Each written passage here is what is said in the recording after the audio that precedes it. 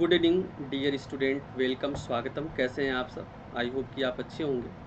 तो आज हम लोग एलुवियल सॉइल के बारे में जानने वाले हैं, जलोढ़ मृदा के बारे में जानने वाले हैं। जलोढ़ मृदा की बात किया जाए तो यह, आइए देख लेते हैं मैप में जलोढ़ मृदा हमें भारत में कहाँ पर देखने को मिलती है।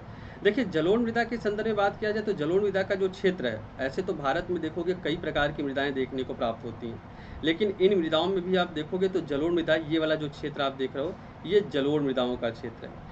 या यूं कह सकते हो, ये जो पेनिनसुलर इंडिया देख रहे हो, प्रायद्वीपीय भारत देख रहे हो, और ऊपर जो हिमालय है, हिमालय के साउथ में और प्रायद्वीपीय भारत के नॉर्थ में आप देखोगे तो जलोढ़ मृदा का विस्तार हमें देखने को मिलता है। अब यह जलोढ़ मृदा जो है भारत के लगभग 40% से भी अधिक क्षेत्रफल में पाई जाती है। यानी कुल मिलाकर जितनी भी प्रकार की भारत में मिट्टियाँ हैं, उनमें अगर इसके विस्तार को देखा जाए तो इसका विस्तार लगभग 40% से भी अधिक भूभाग पर पाया जाता है। इस आधार पर देखा जाए तो भारत की सबसे विस्तृत मृदाओं में इसकी काउंटिंग होती है। अब यह एलुवियल सॉइल बनी कैसी, इसको भी समझना पड़ेगा। देखिए, जब बात किया जाए हिमालय के संदर्भ में, तो हिमालय के द्वारा, हिमालय से कई नदियों को आप देखोगे निकलती हुई, हिमालय से कई नदियों का सोर्स है। और ये नदियाँ क्या, कि चूँकि हिमालय एक नवीन वलित पर्वत है और नवीन वलित पर्वत होने के कारण इसका अपर्दन भी बहुत आसान है। तो हिमालय से निकलने वाली जैसे सिंधु नदी है, सतलज नदी है, गंगा नदी है, यमुना नदी है, ब्रह्मपुत्र नदी है, इन सब नदियों ने क्या किया, इन सभी नदियों ने इनका इरोजन किया, इनकी वेदरिंग हुई। वेदरिंग के बाद नदियों के द्वारा बहाकर सेडिमेंट्स लाया गया और धीरे धीरे इसका डिपोजिशन किया गया। और डिपोजिशन के क्रम में देखोगे तो धीरे धीरे इन मृदाओं का निर्माण हुआ, जिसे हम लोग एलुवियल सॉइल के रूप में जानते हैं। ठीक है, एलुवियल सॉइल की या जलोढ़ मृदाओं के बारे में बात किया जाए तो केवल यह उत्तर भारत में ही नहीं पाई जाती है, नॉर्दर्न इंडिया में ही देखने को नहीं मिलती है। ये इसके अलावा आप देखोगे तो भारत के तटीय क्षेत्रों में, खासकर पूर्वी तटीय क्षेत्रों में ही इसका विस्तार हमें देखने को मिलता है। अब पूर्वी तटीय क्षेत्रों में इसका विस्तार कैसे हो गया, नदी घाटियों की डेल्टाई क्षेत्रों में इसका विस्तार कैसे हुआ, देखोगे आप देखोगे यहाँ पर पश्चिमी घाट है। और पश्चिमी घाट की अगर बात किया जाए तो पश्चिमी घाट से कई नदियों का ओरिजिन होता है, जिसमें आपका गोदावरी नदी हो गई, कावेरी नदी हो गई, कृष्णा नदी हो गई, अन्य नदियाँ हो गई। इसके अलावा आप देखोगे महानदी हो गई। बहुत सी नदियाँ हैं जो आकर बंगाल की खाड़ी में अपना जल गिराती हैं। अब जब बंगाल की खाड़ी में यह अपना जल गिराती हैं, तो चूँकि इनका प्रवाह मंद है, इनकी लंबाई बहुत ज़्यादा है, तो अपने साथ लाए गए सेडिमेंट्स का यहाँ पर डिपोजिशन कर दी, जिस वजह से इस मैदानी क्षेत्र का निर्माण हुआ, जिसको पूर्वी तटीय मैदान के रूप में जाना जाता है, जो एक उपजाऊ क्षेत्र है, बहुत ही फर्टाइल क्षेत्र है। यहाँ पर देखा जाओगे तो कई प्रकार के खाद्यान्न फसलों का उत्पादन हमें देखने को प्राप्त होता है। तो कुल मिलाकर उत्तर भारत का जो क्षेत्र है और जो दक्षिण भारत में प्रायद्वीप पूर्वी तटीय मैदान है, यहाँ पर एलुवियल सॉइल हमें देखने को मिलती है। अब एलुवियल सॉइल के बारे में एक चीज़ और समझ लीजिए कि एलुवियल सॉइल क्या उसी क्षेत्र में की लाई गई मृदाओं का जमाव है? नहीं। आप देखोगे हिमालय से नदियों के द्वारा लाया गया सेडिमेंट्स यहाँ पर डिपॉजिट्स किया गया, तो यह दूसरे क्षेत्र से लाई जा रही हैं, उस क्षेत्र की या उस जोन की यह मृदा नहीं है, इसलिए इस मृदा को अक्षेत्रीय मृदा के रूप में भी जाना जाता है। जैसे ब्लैक सॉइल को देखो, यहाँ पर आपका दक्कन ट्रैप है, बेसाल्टिक रॉक्स है, और बेसाल्टिक रॉक्स के डिपोजिशन, वेदरिंग के कारण, डिपोजिशन के कारण ब्लैक सॉइल का निर्माण हुआ। तो ब्लैक सॉइल कैसी मृदा है? ब्लैक सॉइल जो होगी वह एक प्रकार की जोनल मृदा हो गई।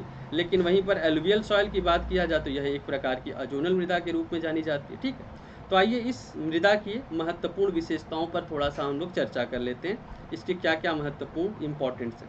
देखिए, भारत के लगभग 40% से भी अधिक भूभाग पर यह मृदा पाई जाती है। ठीक है, इस मृदा का विस्तार हमें देखने को मिलता है 40% से भी अधिक। ठीक है, इसका निर्माण क्यों हुआ, कहाँ हुआ? तो देखिए, यह भारत के उत्तर भारत में सतलज नदी के द्वारा, गंगा नदी के द्वारा, ब्रह्मपुत्र नदी के द्वारा, देखिए यहाँ से ब्रह्मपुत्र नदी आती है असम वाले क्षेत्रों में, ब्रह्मपुत्र नदी द्वारा लाए गए अवसादों के जमाव से, सेडिमेंट्स के डिपोजिशन से आप देखोगे तो उत्तर भारत के इस इस जलोढ़ मृदा का निर्माण देखने को मिलता है।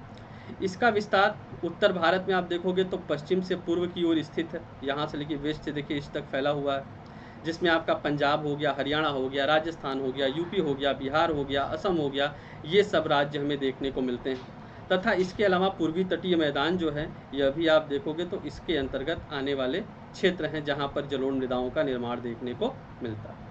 जैसा कि अभी कुछ देर पहले मैंने बताया कि यह एक अक्षेत्रीय मृदा है, यानी दूसरे क्षेत्रों से लाए गए और लाकर डिपॉजिट्स किए गए सेडिमेंट्स के द्वारा इसका निर्माण हुआ है, इसलिए इसको एक अजोनल मृदा के रूप में जाना जाता है, एक अक्षेत्रीय मृदा के रूप में जाना जाता है। अब जलोढ़ मृदा दो प्रकार की होती है। देखिए, एक ऐसी जलोढ़ मृदा होती है जैसे ये नदी बह रही है, नदी प्रवाहित हो रही है अपने घाटी में, ठीक, और नदियों का घाटी है। इस नदी घाटी में आपकी नदी प्रवाहित हो रही है और ये नदी के अगल बगल का क्षेत्र है अपेक्षाकृत निम्न क्षेत्र। ठीक, जब बाढ़ का पानी होता है, बरसात का मौसम आता है, तो नदियों का जल स्तर बढ़ जाता है, नदियों का वॉल्यूम बढ़ जाता है और यह नदियाँ अगल बगल के क्षेत्रों में भी फैल जाती हैं। चूँकि नदियों के द्वारा सेडिमेंट्स लाया गया है, जब यह अगल बगल के क्षेत्रों में भी उसका पानी फैलता है तो इसका जो सेडिमेंट्स है वो यहाँ पर डिपॉजिट्स कर दिए जाते हैं अगल बगल के क्षेत्रों में।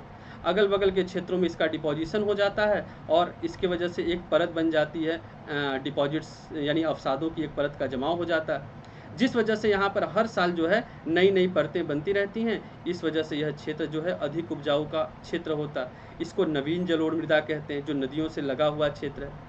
और अपेक्षाकृत थोड़ी दूर पर 30 मीटर की ऊंचाई पर स्थित यह जो क्षेत्र है, थोड़ा इससे दूर क्षेत्र देखने को मिल रहे हैं, इनको पुरानी जलोढ़ वाली मृदा कहते हैं, जिनको बांगर के रूप में जाना जाता है। अब यहाँ पर बाढ़ का पानी नहीं पहुँचता है और इसी वजह से आप पाओगे कि यहाँ पर या इन क्षेत्रों में देखोगे तो यहाँ पर मृदाओं में बाढ़ का पानी पहुंचता नहीं है, तो नए अवसादों का डिपोजिशन नहीं हो पाता। इस वजह से इसकी उर्वरकता जो है वो खादर की तुलना में अपेक्षाकृत कम देखने को प्राप्त होती है। अब बांगर को देखिए, बांगर यह पुरानी जलोढ़ मृदा है जो 30 मीटर की ऊंचाई पर मिलती है। यह यहाँ तक अब बाढ़ का पानी जो है वो नहीं पहुँच पाता है। इस मृदा में कैल्शियम कार्बोनेट की ग्रंथियाँ, छोटे छोटे कंकड़ पाए जाते हैं और इनकी उर्वरकता जो होती है वो खादर मृदा की तुलना में कम होती है। वहीं खादर मृदा के संदर्भ में बात किया जाए तो यह एक नवीन जलोढ़ मृदा है जो नदी घाटियों से लगे अपेक्षाकृत निम्न क्षेत्रों में प्राप्त होती हैं। यहाँ पर अब देखोगे बाढ़ का पानी हर साल पहुँचता है, अवसादों का यहाँ डिपोजिशन हर साल होता है, मतलब जब बाढ़ आता है तो इस कारण यहाँ पर देखोगे इसकी उर्वरकता, इसकी उपजाऊ पन देखा जाए तो यह अपेक्षाकृत आपको ज़्यादा देखने को मिलती है।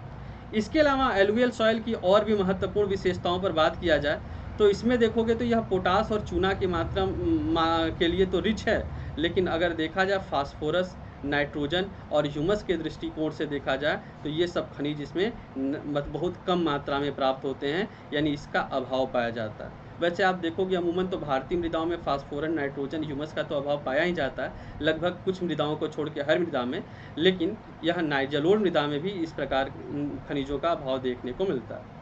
इस मृदा में देखोगे तो धान, गेहूँ, गन्ना, तिलहन, दलहन, बहुत सी खाद्यान्न फसलें और भी फसलें हमें देखने को मिलती हैं जिनका उत्पादन यहाँ पर देखने को प्राप्त होता है। इस दृष्टिकोण से देखा जाए तो जलोढ़ मृदाएं जो है एक महत्वपूर्ण मृदा है जो भारत के एक विस्तृत क्षेत्र में पाई जाती है। और इस दृष्टिकोण से देखा जाए तो जहाँ पर जलोढ़ मृदा है वहाँ पर कृषि कार्य भी बड़े लेवल पर किया जाता है। जब कृषि कार्य होगा तो वहाँ पर जनसंख्या भी निवास करेगी, वहाँ पर डेंस पॉपुलेशन भी देखने को मिलेगा। जैसे उत्तर भारत में आप पंजाब को देख लो, हरियाणा को देख लो, यूपी को देख लो, बिहार को देख लो, वेस्ट बंगाल को देख लो, असम को देख लो, काफ़ी घनी हुई बस्तियां हैं। तो इस दृष्टिकोण से कुल मिलाकर कहा जाए तो जलोढ़ मृदा एक महत्वपूर्ण मृदा है जो भारत के विस्तृत क्षेत्र पर फैली है और अपना एक महत्वपूर्ण योगदान रखती है। ठीक है, तो ये था जलोढ़ मृदा के संदर्भ में। आई होप कि आपको समझ में आया होगा।